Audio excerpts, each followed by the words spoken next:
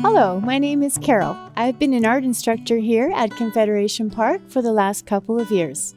Today I'm going to be demonstrating an acrylic painting with you, a lavender field. So let's get started.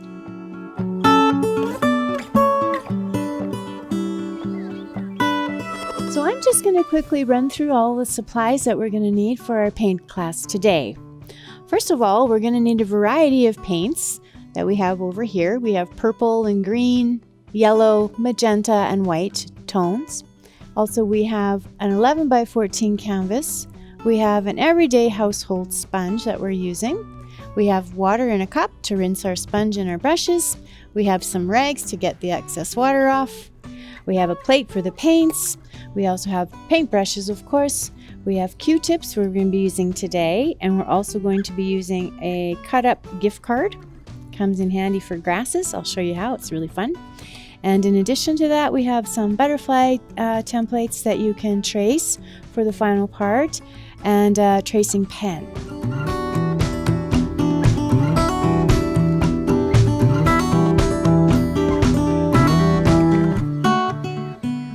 Thank you, everybody. We're going to get started today, and we're going to do the background first. And the background that I had in mind for this painting is going to be something really soft and out of focus. So it's almost like when you're taking a picture with the camera, you can use the blur. And that's the idea that I was going for the background. The background can be done in any color you want. I'm going to show you the colors that I've used on this one. I think with the exception of the dark purple, I wasn't really happy with that deep color. First step here is to take your sponge, household sponge, not a sea sponge. They've got too many little pockets in it, I think. Take a little dip into your water and then take some of it off of the rag. So we just want a very, very little. We're going to start with the gray, and actually before I get too far, I also want to make a really nice light green. So your light green is going to be from the darker pool. When you're grabbing your paints from the paint puddle, pull them forward into the center so you don't contaminate them. Pull them forward and then mix like right here. So I like this really light kind of a lime green color. I thought that was really pretty. I did this yesterday. So I'm going to have that pile right here for me ready to go. So I'm going to mix that with a little bit of gray and a little bit of green. And I'm just basically going to start, and I'll show you obviously how to just start swishing around on the canvas very, very quietly in a circular motion. I am hardly pushing on this little sponge. And as you go, please remember to paint your edges. You can take as long as you want to do this process, or as quickly as you want, but to get the fogged out kind of quiet little fuzzy look, I guess you might want to say, you're going to have to swirl it around and just do it really, really gently. It's almost like a whisper. So I'm going to use gray and the yellows first, like a green yellow, first of all. And by all means, based on the colors or any color you have, just use your colors. You don't have to use my colors. This is just what I was putting together to start the video with, thinking that it complemented the lavender. I liked the gray a lot. But again, you can use any color you want to. So I'm going to just, that's something on here. I got to get that off.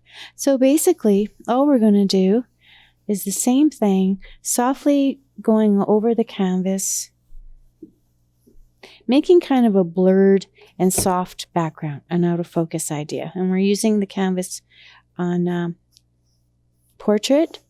So we're going to come off to the side just so you see here to do the lavender garden. When you're doing this technique, we only started with a tiny wee bit of water, so you don't need more and more water as you go. If you do end up having too much water, you can just get the blow dryer out and give your canvas a dry and start over again. I've had people before that end up saturating the canvas, and then you have to wait for it to dry a wee bit too long before you can do the next step. So just be mindful of not too much water. I used it once from the cup, and then that was it. I'm mixing the colors also on the canvas if you want to do that. You don't have to mix it on the plate unless you would like to have a different color. You can mix the tones on the canvas, and right away you can start to see the differences in the hues. When you find something you like and you love it, stop. Don't go over top of it. I find a lot of people will carry on painting and they've covered up something that they really, really like. So when you see something that you like, stay away from that area and don't paint on that anymore. Just love it and leave it and let it go. And then later you can come back to it if you want to. It's easy to add more. It's hard to take away. So slowly and softly and quietly you go when you're doing the blending. But again, when you see something, I'm going to put a wee touch of this purple in. I wasn't too crazy about it yesterday. I did this yesterday for you. But I'll try it a little bit, but not a lot. So here's what the purple is going to be like. And again, you're just going to play in here just the same way that I am. And you're going to just drag this sponge so lightly. There's no pressure. There's absolutely no pressure on this sponge. It's making it really quiet and really soft. I'll put some pink in too. I thought pink was really pretty with the lavender. It complements the lavender. You can make this background wild and crazy, or you can make it soft and quiet. You do whatever you want to do. Right now, I'm just laying it on and I'm just finding something that Carol likes today. And actually, I hope you're doing the same, because I don't want you to find something on here that Carol likes. I would like for you to paint what you like. Grab the colors you like, and again, use whatever speaks to you. I'm just here to inspire you. I'm not an art police. I'm just here to offer some suggestions. And even if partway through you're on a different path, you want to put some lupins in, you want to paint daisies, you want to paint, doesn't matter, your dog, do that. I'm just here to help you get some new ideas, to present some alternate options to a paintbrush, as you can see, and to show you a few new ideas that you might want to incorporate in your painting. And for those of you who are new and want to try something different, it's a good time to join me today and just to do that. We're going to be using Q-tips. We're using household sponges. I barely use the brush. Actually, I'm going to stop because that reminds me of something. If you want to use a paintbrush and you don't want to play around with this sponge and you don't want to work with the sponge the way I'm doing it, I'm going in different directions. I'm almost not touching this canvas whatsoever. I'm going to say to you that you can use the paintbrush, and I'll show you the paintbrush technique. If you want to use the paintbrush as opposed to this sponge guy, you're going to be doing a series of X's. When you do, I might just throw some in through here. When you do X's, it's a crisscross stroke. Eventually, you're going to get the same background that I've showed you here. You're going to do a lot more work, and it's going to take longer. But when you're doing it, it's also a fun option too. It gives you a variety for your background choices. The only thing you want to be careful of when you are doing this is to make sure you don't have any solid edges. There are edges that pop out when you're using the paintbrush. I'll just show you like that. And you're going to want to blend those out because the idea of this background is to be soft. So there I showed you just quickly how you can use the paintbrush. I'm not going to also carry on and do the sides. Please paint your sides though, your edges of your canvas. Fill that in. I won't today, but you get the gist of it. Because when you hang your masterpiece on the wall, you come walking in and you take a look and you see that it's white on the side, you're going to be sad that you worked so hard and you have to go back and paint the edges. And when you sell your painting, because you might want to, people want to have continually painted edges that match the front of the painting. Never will you walk away leaving this white. But I'm going to today, in the interest of time, not get caught up in doing that. So, second verse, same as the first. Once you find something in here and you find it and you like it and you love it, just move on. So we have a really nice, soft background coming out. At least I think we do. After you're done this front part, the face of it, you want to then take a look what side you want to present. You can actually, and at this point too, I have a lot of ideas running through my head. I need to slow down. You can do this landscape or you can do this portrait. Just because I've done it in a portrait style, you can also do it in a landscape style. So that is up to you. You can make the lavenders from bottom up and you can make a soft sun in the center. There's a lot of options for you. Today I'm just going to keep it simple and carry on with the same setup that I had done with my original painting.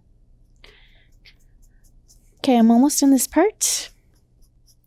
Cruising around here, go in a little circle, go back, add some pink where you want pink, purple where you want purple. After I've done this, I'm going to stop and take a look and just see what I want the top to be, what I want the bottom to be. I'm feeling like, okay, I already know something here. I'm going to add a bit more water to my sponge, take a lot of it off. I'm going to swirl around again.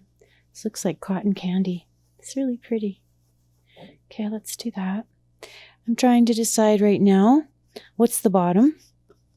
So I feel like I should have more green at the bottom to help me with all of where the lavender's growing out of. So I'm thinking we're going to end up with a pink sky because I'm going to flip this upside down. I need to finish this first.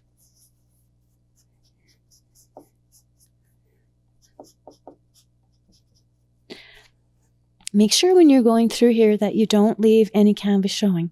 So take a quick look. And again, I'm not going to spend a whole lot of time, making sure it's perfectly perfect. I just want to give you the idea of what you're supposed to look for and how you might want to approach this painting. And then you're going to spend time practicing and doing your own creative touches to it. So I feel like I don't have any canvas showing, unless you guys can see some, and I hope you don't. So I'm going to turn this way. Why? Because what I want to do now is I want to lay in some of our stems, and I want to have it so that my lavender field is growing out of the green, more green grass in the background. So this to me would be sky. So this just happened. And a lot of times, just do what happens. Don't fight the canvas. Actually, don't even think, because to be honest with you, I wasn't thinking about anything. When I laid this plan out, this is completely different, this background, than the background that I worked on yesterday. One thing about yesterday's painting that I did was I would also like to have something lighter behind the lavender so that the lavender doesn't get lost. So there's another way of a few little hints and pointers for you too. Like once you've done a painting, then you're going to look at it and go, wow, I wish I would have done this. I wish I would have changed those colors, or I'm really happy with this and I don't like the other so much. So, feel free after you're done to make certain changes, and you might want to do it again. Next time you might want to do it again. You might want to also have a paint party on your own and show your friends or your kids how to do this. And so you'll get to do it again. And the more times, it's just fun, the more times you do it. So I'm trying to lighten up this area a wee bit, just because I want more of the purples to show. My purple lavender is going to come this way. I'm going to show you very, very shortly, and I'm not going to spend too much time on this other than to blend it softly, because you pretty much get the gist of this idea. You can work on this as long as you want to, like forever. Or you can just get in there and have fun and then just leave it. It's up to you, the kind of style and actually the mood you're in that day. Sometimes I can work on paintings forever, and other times I get in there and go really fast and walk away and go, that was cool. So now I want to show you, I'm just going to rinse this little sponge out for a second. If you don't like to get your hands all messy, like you're going to, wear a set of disposable gloves. I don't mind. I actually really had to wash my hands crazy before I came here because I was pretty stained up from yesterday. So now what we're going to do is we're going to lay a few of these stems in.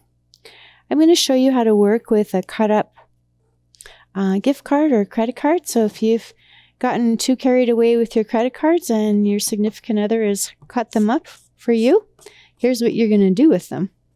You're going to come along here and then you're going to drag them through the paint on the edge. Just like that. Just like that. You can drag them through. We're going to be doing the green stem. So I'm going to use a little bit of the green, darker green, and a little bit of the yellow. I'm not going to mix it too much, but a little bit. Don't go into a pool and use just that color. That's one thing you don't want to do.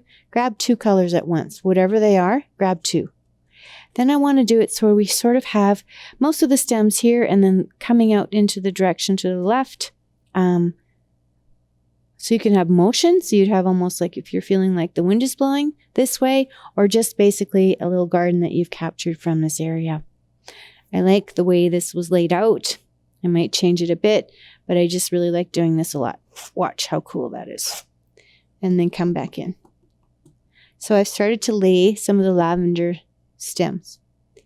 If you're worried about it, go quietly and softly for your first little introduction to what is this all about and what is she doing.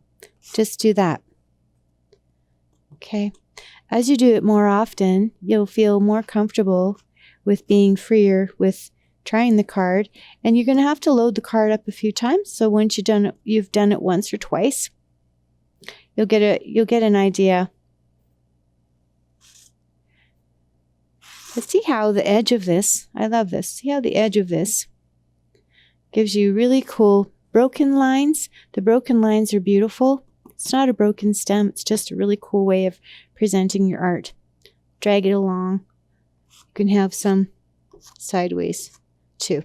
So play in here a wee bit, and maybe what I'll do today, again, in interest of time, I'm not going to make a full field here.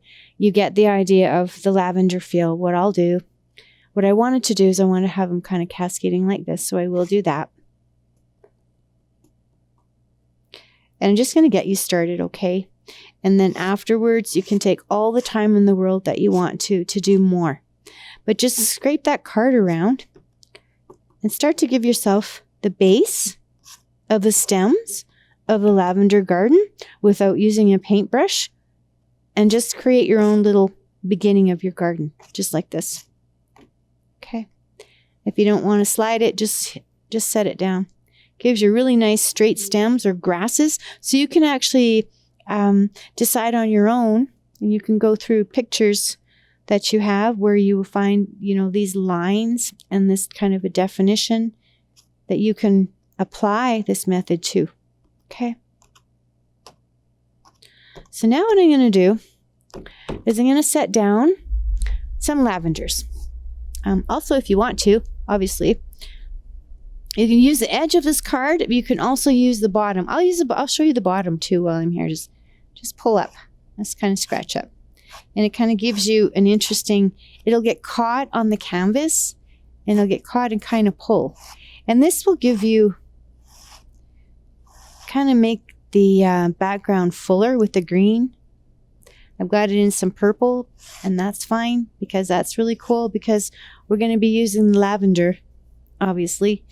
And the purple here and there is going to just lend harmony to your painting. Okay, so this can also be like a filler. This is like anything you're doing when you're painting is layering. So you could be here all day, but this is the first layer, and you can create some texture and some depth by just gliding around and playing with this card at the bottom. There, I like that. If you don't like something with acrylic paints, all you need to do is let it dry and paint over it. Acrylic paints are awesome that way. They're very forgiving, and you do not have to worry at all about not being able to go back over your painting if that's what you want to do, okay? So now I want to switch gears a little bit. I'm going to wipe this off. And also here, a little trick that I did, I cut this out. So longer side, obviously, for this. If you want something shorter, I just made some cuts in here so that you can use this. I also use this for mountains. And if you would like to have me back for another video, I'd love to show you a million techniques that I actually use using this card. It's awesome. Other than going to, what's this, Shoppers Drug Mart? Okay. I've been to Timmy's. I've had my Visa cut up. The next thing we're going to do is we're going to start putting some of the lavenders onto the stems. The lavenders can be tiny little puffs, or they can be long, skinny long, skinny shape. Sorry about that. Long, skinny shape. What we're going to do is we're going to start from dark and work our way to light. So I'm going to show you how to do a few of these. We're going to do the darkest color. Then we've worked into a medium tone, which I'll mix, and then to a lighter tone. This is just going to help you with the values and the difference a little bit between shadow and light, which I won't get into too much, but I do want to show you that there is sort of a bit of a technique to it. So we've got the darker tone, which we can use right out of the tube, and this was dioxazine purple. That's going to be our first. Then we're going to mix up a pool of a bit lighter, and I might get a different plate for the very, very end. And actually, if you don't over mix this, if you leave it marbled, it looks really neat too, but it's all up to you. Again, everything is up to you, what you like. It's not about what I like. I just want to show you a few things. Also, when I'm using the Q-tip, I'm rolling it in my hands and I'm using different sides. I'm not going like this to make perfect circles. For me, that's not the style that I have, but obviously you can try perfect circles and see if you like that. Then you go for it. It's not, again, about what Carol likes. It's about what you enjoy. So now we're going to just pop on some of the lavender petals onto the stems. And I'm rolling them around a little wee bit. And we're going to kind of keep them in a row, how lavenders are. Or if you prefer, just sit in your garden, take a look at a lavender plant. The ones in my backyard are round. They're round. They're not long like this guy. And start coming along and putting in the first bit of the lavenders. I'm going to get rid of this Q-tip right now because it's got a little hair on it, and that's not working for me, so I'm going to set it aside and grab another one. It's got a little tiny thing on it. Okay, and again. So this part is just basically your creative license to decide where you want to place your lavenders in the field, how many you want to do. But I'm going to go through the basics with you of just a few.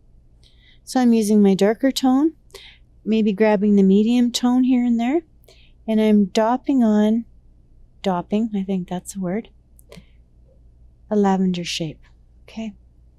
And you can fill this up as much as you want to, or you can leave a lot of space between and have more stems. I'm going to mix up another color. Sometimes I get a little carried away and I break my own rules, so dark and then medium. You can put both on, and that's a really pretty color too. So we've kind of already, if I make a color or medium tone color, that's going to be the second tone that I actually put on these flowers, which I'll just show you now. If you ended up where you had too much of a medium tone, you can just come back in and add the dark again. You need both. You need the light to show dark and the dark to show light. So basically, though, the rule of thumb is to do them with the dark and then lighten it up as you go. Also, I find it's more enjoyable in a way to just go like this and don't think. Don't think about each space. Don't think about each petal. Just kind of get in there and roll it around and make dops. Just dop. So a lot of times, just be a little bit free with your painting. Don't think about it. Just do it.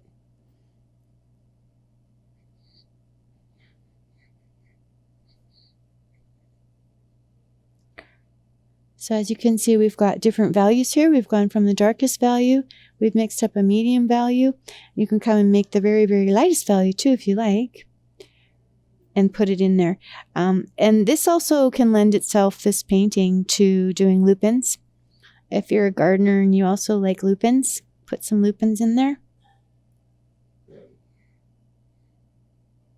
Okay, so we're going to go back to the dark first and then add the light.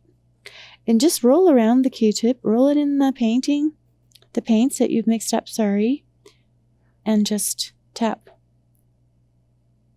And away you go. Once in a while, come back into the background. Start filling in the background. So your background here is all, again, also fogged out.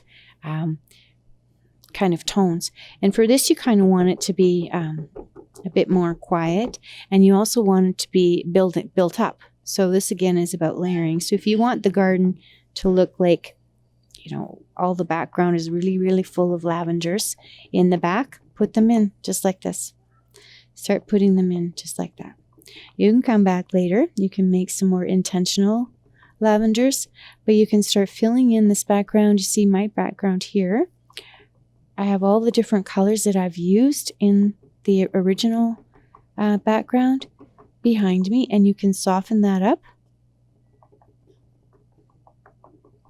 Basically, this is your time to play around with it, make it soft looking, do some neat sponging, or use the Q-tips. But this is now giving us some depth. This is now showing us that I put this in. We have all this behind us, the lavender fields, and then these are coming forward. The ones that are more intentional are the ones that the flowers that are forward, and they'll be more purposeful. These guys here that I'm just dotting in and pushing around are meant to be in the background. Okay. And again, I just went and used the lavenders that we were using, just really softly, so that you can feel like you have the gardens building now. You don't have these little stringy guys all by themselves. Okay, so I'm going back in here. I'm just going to put a little bit more depth in here. That's all. And then I'm going to come back in and do a few more lavenders, and I'm going to do a couple more stems for you. I want to make sure after you've sort of done a lot of this is that you don't have any floating lavenders, and also that you don't have lavenders that are all in a row and that are all the same size. So those are some of the things to keep in mind.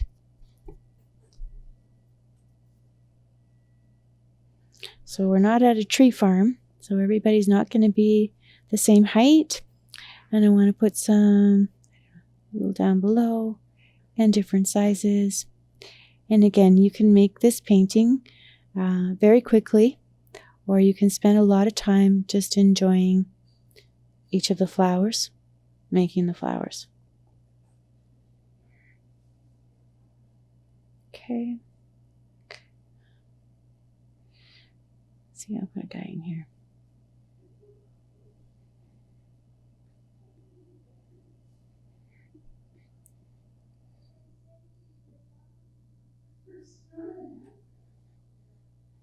So this is the basic idea. From here, I'm just going to make sure that we don't have any floating stems or lavenders. And I'm going to put a few more grasses in. And I'm actually going to say that you guys can easily take it from here. I've given you all the basics of this. And then really it's up to you to just play, fill in the garden, make it fuller, stop where you want to. Just a myriad of ideas that I've wanted to inspire you to try it on your own. Petals blowing around, blow the petals around. Just go like that. Don't worry about, there are no art rules. The only rule would be is that you have fun and you enjoy your painting. It's not for anyone else, it's for you. And enjoy your day. Okay, so I'm just rolling the Q-tip around, using different sides. Now I'm just going to do a quick check, making sure that we don't have any lavenders that are floating in the air that don't have stems, so that we can basically, we just don't have anything floating. I don't want any of them floating. This guy here hasn't got a stem. He's just kind of guy by himself. So let's give him a stem. Put this down and pull it. Give him a little stem. And a little stem here. This guy has a stem. You can also go in and go over top of the stems you've done already to start to build up the garden. Again, the more you layer, the more beautiful your painting will become. So don't stop early. I'm stopping because I just wanted to share with you the general idea of how to approach this painting. And past that, it's the same idea. You can do as much to it or as little to it that you want to. just wanted to show you how to get started. So I would do another couple lavenders here. I would also pull some into the bottom in here, make some in this area. I would fill it up a little wee bit. All that kind of thing. And then when you do that, come back in. If you're choosing to continue with lavenders and build this up more and more, come back in periodically and throw in some of these stems again. Because if you take a look at the fields are busy and there's stems going everywhere. And as long as you keep with the palette that we have, you're just going to end up building texture and building depth and making your garden look more interesting. Okay. So right now, I feel like you can move forward really nicely on your own and do as much or as little with this painting at this point. The only other thing I want to show you, if you're interested, is I'm not going to freehand a white butterfly for you today, but I am going to show you that I found these really cute paper butterflies. You can get them at the dollar store. Now, if you want to, you can just glue him just like that. He's lovely if you want to. That's a really nice look right there. What I did, I turned them upside down and I placed them where I wanted to. And then I traced them with my white tracer pen. This is pigment ink, Uniball, and this doesn't come off. This is a permanent marker. So before you get too carried away, because I just noticed one thing that I did, make sure the painting's dry before you put your butterfly down and try to figure out where you might like your butterfly to go. But what I'd like you to do is just do this. Put him down. I like him there.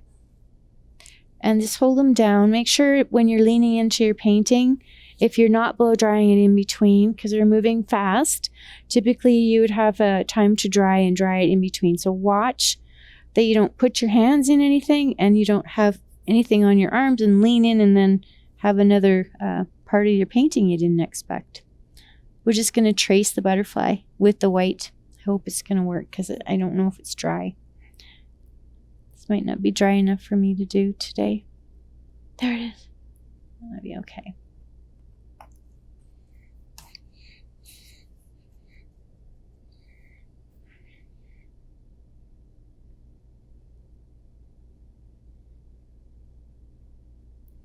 Yeah, I'm going to have to just try and let that dry a wee bit, or just try my very best to see the outline of the butterfly and paint him white. And actually, at this point too, you don't have to paint him white. You can paint him any color you want to. And what I might suggest is that you go on, look up on the internet butterfly images, and up there you'll find an entire array of photographs of butterflies, and you can pick the butterflies that you love, and you can look at the colors of them all, and you can paint them any way you want to. These guys are called white cabbage butterflies. No idea why they're called cabbage butterflies, but they are. They're called white cabbage butterflies, and I liked white in this painting to kind of pull more of the white out. Okay, so this isn't perfectly dry, but I'm going to peel this off. I get the gist of where this guy was.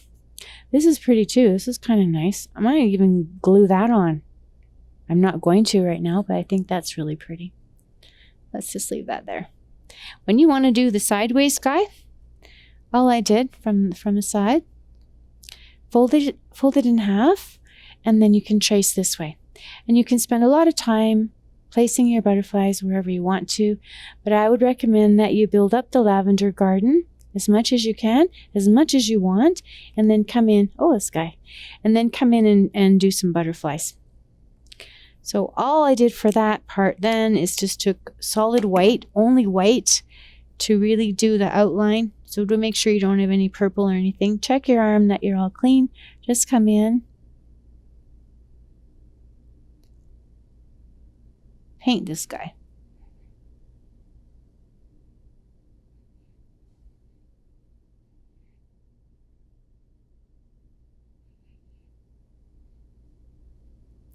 Yeah, my paint underneath wasn't completely dry, and I'm sorry about that, but what we'll do is we'll just do another layer of white, and then I'll get all that purple away.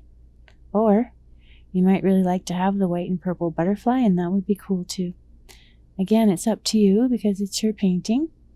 So enjoy what you're doing. And if you love that, then just leave it. Leave it alone. This little guy has a little tail. Like that. And again, you can come back in with more of the pure white. This little tail.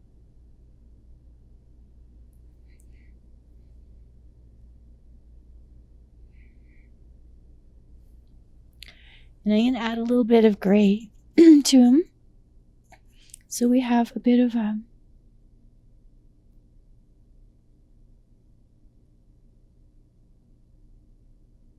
difference for his body. I might use a bit of the dark purple. Use what you have on your palette. I just want to outline a bit more of his body so it's a bit darker. There we go. And it can be a bit darker again. Like that.